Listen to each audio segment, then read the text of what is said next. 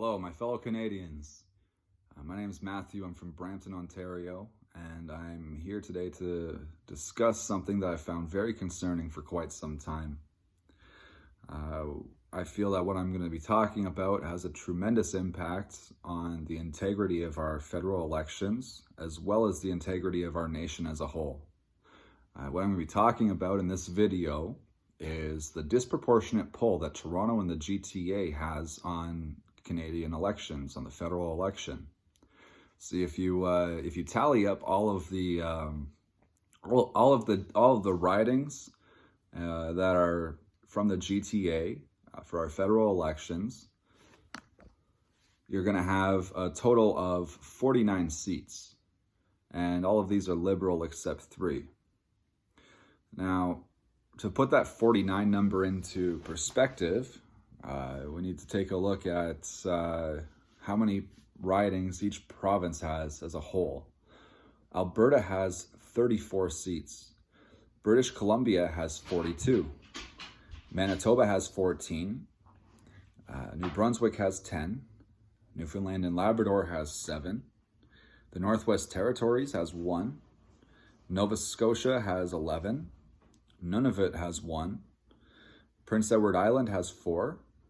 Quebec has 78. Saskatchewan has 14. Yukon has 1. And in total, Ontario has 121 seats.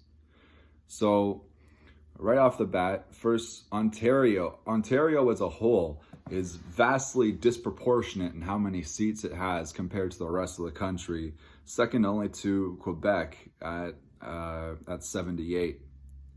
But the GTA, with 49 seats, has more say in the election than all of the East Coast provinces combined, and more than any Western province. The GTA has more pull in the election than pretty well anywhere else in the country.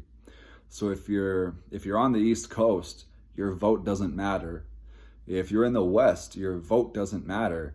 The only votes that seem to matter in our federal elections are the ones that come from Toronto and the GTA. And that's why when they're tallying up the votes on election night, they call the election once they get past the GTA, because nobody else's vote matters. And again, all of the GTA ridings, except for 3 of them, vote Liberal. And people wonder why Justin Trudeau has won for the 3rd time in a row. Well, this has everything to do with racial demographics. If you take all the ridings from Toronto and the GTA, they're all pretty well concentrated into a few regions. Toronto, Brampton, Etobicoke, Markham, Mississauga, Richmond Hill, Scarborough. That's pretty well where all of our GTA seats are. And this has something to do with the racial demographics. Toronto is 47% white. Brampton is 27% white. Etobicoke is 55% white. Markham is 27% white. Mississauga is 42% white. Richmond Hill is 40% white. And Scarborough is 26% white. So in all of these areas where we have visible minorities as the majority population, they're all extremely liberal. Now, why do minorities vote Liberal? Well, it's because Liberals pander to them. Justin Trudeau has said himself that old stock white Canadians are a thing of the past and that we're a relic that needs to be done away with. And the Liberals want unlimited immigration. So they don't just want a visible minority to come in, but they want the minorities' mom, dad, cousins, grandparents, aunts, uncles, pretty well anybody under the sun that they know they want them to be able to come into the country. They also want to disempower the white population and to empower the minority over us. And I mean, you can definitely see that in this anti-white attitude that's been developing as of late in our culture.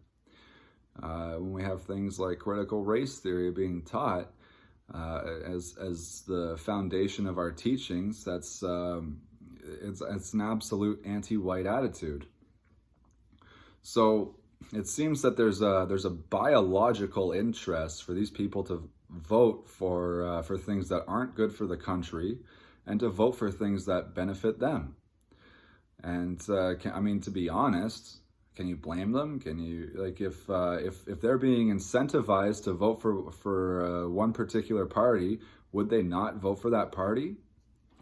So, and I mean, Justin Trudeau absolutely won't talk about this issue. Erin O'Toole doesn't talk about this issue. Maxime Bernier kind of talks about it, but he doesn't really talk about it. But the fact of the matter is, if we want a serious government that's going to be brought into power, that's going to protect the interests of our nation, this issue needs to be sorted out. And until this issue is sorted out, we're going to keep getting clowns like Trudeau in office, and we're not going to have anybody in there to support our interests.